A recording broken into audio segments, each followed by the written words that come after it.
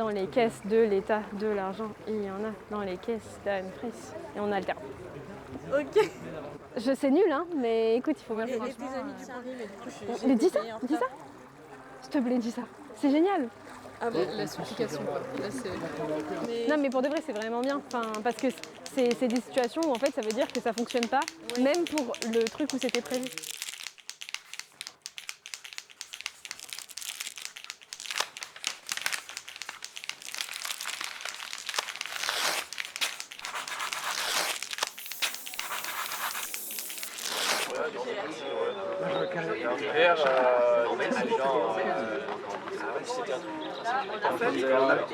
C'est la grande démocratie. Ils sont rentrés, ils sont restés super minutes, et donc après les faire deux, il n'y a pas eu de d'assumer les conséquences de personne. Parce que vous les habitez d'avoir la coupe, donc pour les connaissants des finances, et donc après les faire deux, il n'y a pas eu d'assumer les conséquences. Vous les habitez d'avoir la coupe, c'est la grande démocratie.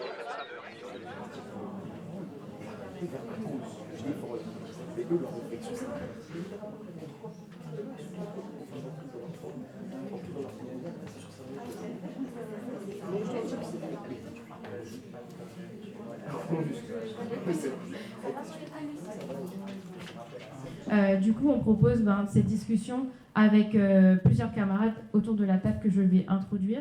Que vous la connaissez déjà, mais elle s'appelle Floriane et elle est militante au Point Levé et étudiante à Polva. Et du coup, on va débuter avec Floriane. Floriane, ce serait bien que tu reviennes sur le rôle de la jeunesse étudiante et notamment l'importance qu'elle prend dans la situation politique actuelle face à cette crise des institutions, mais aussi la place qu'elle a pris dans la mobilisation du 10 septembre. Voilà. Cette rentrée, ça a été un retour des milliers d'étudiants dans les manifestations. Il y a évidemment eu une panoplie d'appareils répressifs qui ont été mis en place. C'est une répression qu'on n'avait pas vue dans les universités à cette échelle depuis très longtemps. Et si le gouvernement il réagit de manière aussi violente, c'est parce qu'il sent qu'il a des difficultés à calmer les situations. Parce qu'en fait, au lieu d'une jeunesse désengagée, apathique, comme elles aiment bien nous décrire, on voit que c'est une jeunesse en vérité qui n'en peut plus de ce système et qui se mobilise, qui se politise, et ça depuis des années. Je ne me suis pas directement engagée, je participais un peu de façon individuelle aux manifestations. Et en fait, c'est en rencontrant le Point Levé sur les comités Palestine que j'ai été convaincue. Vivra Palestine vaincra. Palestine vivra. Palestine vaincra. En ce moment, sur quoi je me concentre, on va dire, c'est beaucoup la cause palestinienne.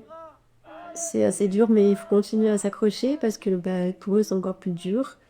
Et c'est comme ça aussi qu'on garde la tête hors de l'eau, c'est en se concentrant sur certaines choses. En tant que petite fille, j'ai très vite compris qu'il y avait un souci dans la manière dont on me traitait par rapport aux garçons.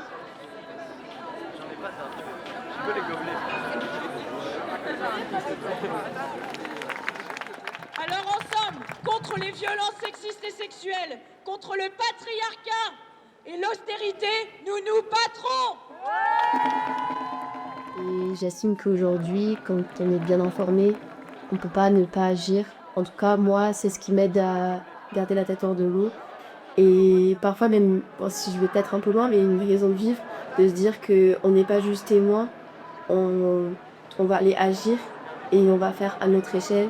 Et un jour, ça va juste être mettre en story un post Insta. Un jour, ça va aller être crié dans la rue. Et puis, ça va aller être discuté avec des gens qui ne sont pas forcément d'accord. Et puis, batailler avec ses proches aussi beaucoup.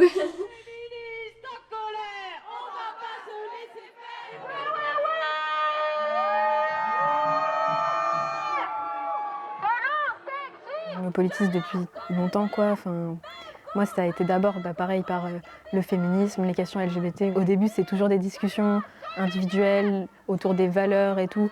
Et au début, c'était surtout ça, quoi. Enfin, j'étais une meuf cringe qui parlait des luttes féministes et tout.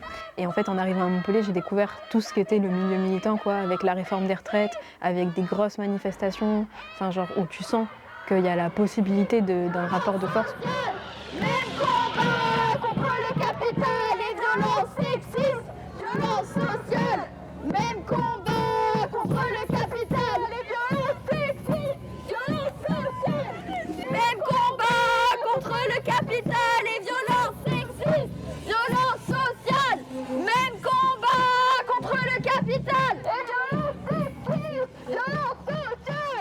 passe la plupart de mon temps à faire des trucs pour militer.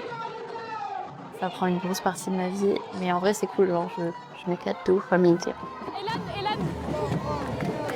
Nous sommes tous des enfants de Gaza. Nous sommes tous des enfants de Gaza. Nous sommes tous des enfants de Gaza. Nous sommes tous des enfants de Gaza. Nous sommes tous des enfants. J'ai un ami du coup qui connaissait Révolution Permanente et Le Point Levé et qui les a rejoints. J'ai commencé à faire des manifs avec eux et à discuter beaucoup et à me rendre compte que politiquement il y avait plein de trucs avec lesquels j'étais d'accord avec eux.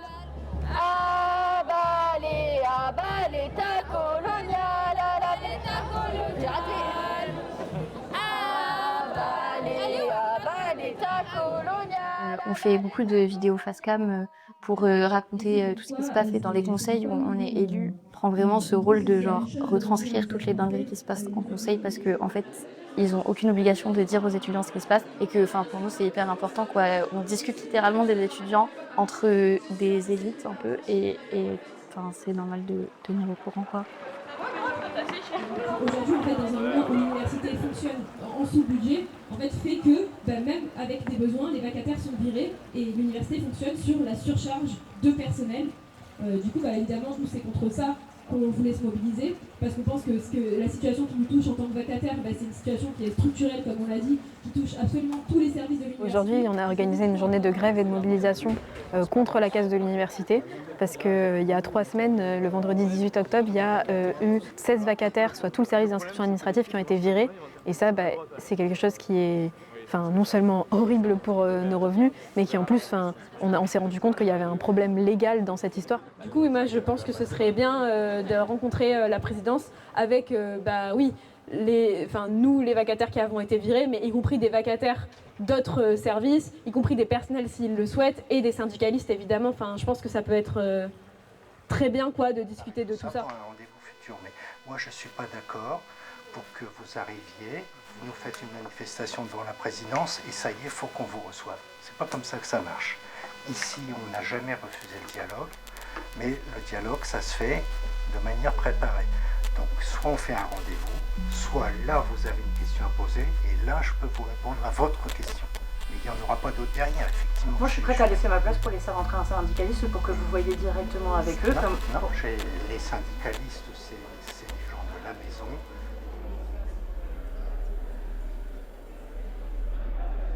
Je ne sais pas si on peut vraiment parler de stagnation. On va dire que dans tous les mouvements, il y a toujours un moment où, quand il y a un grand mouvement, ça va attirer plein de gens parce qu'il y a toujours plein de gens qui ont envie de se mobiliser mais qui ne savent pas par où recommencer.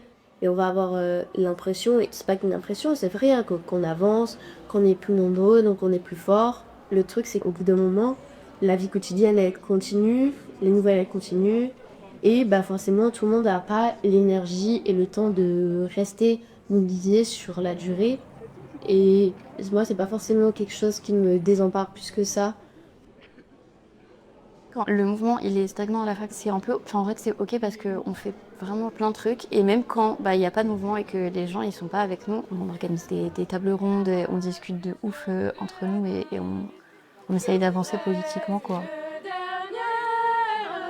Chanson pour apaiser la nuit, pour bercer mon départ jusqu'à l'autre bord, dire aux faiseurs de mort que l'on survit. Je vous le dis, je vous le dis, je vous le dis, que maudite soit la guerre, maudit les chars, les fusils, les combats, je m'éteins. Je pense que la frustration, elle est pas mal présente chez moi assez régulièrement quand même, malgré le fait que je dise que c'est chouette de se mobiliser.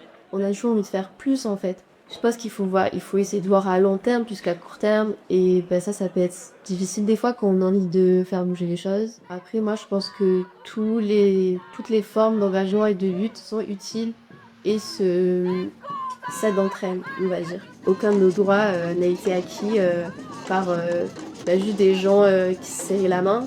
Il y a eu des luttes derrière, mais des luttes qui ont été multiples et diverses. Et je pense que c'est aussi en fonction de où on est dans notre vie.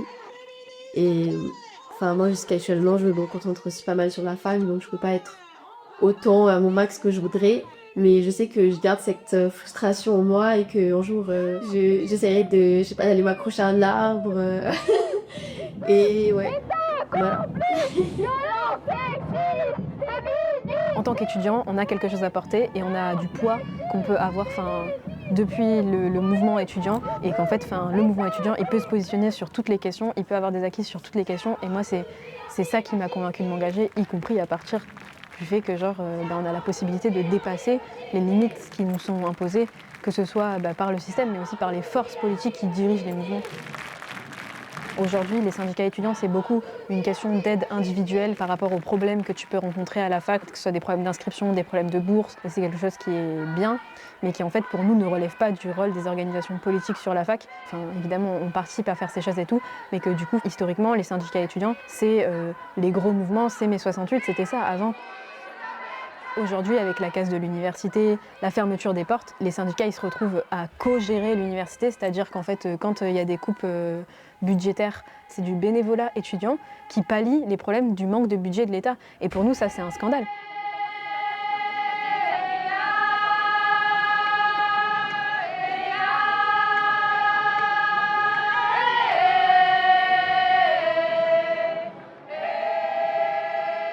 Et pour nous, cette vague de révolte c'est justement le nouveau symptôme d'une crise d'un système capitaliste qui n'a rien d'autre à offrir à une jeunesse que la misère, la crise climatique et la guerre.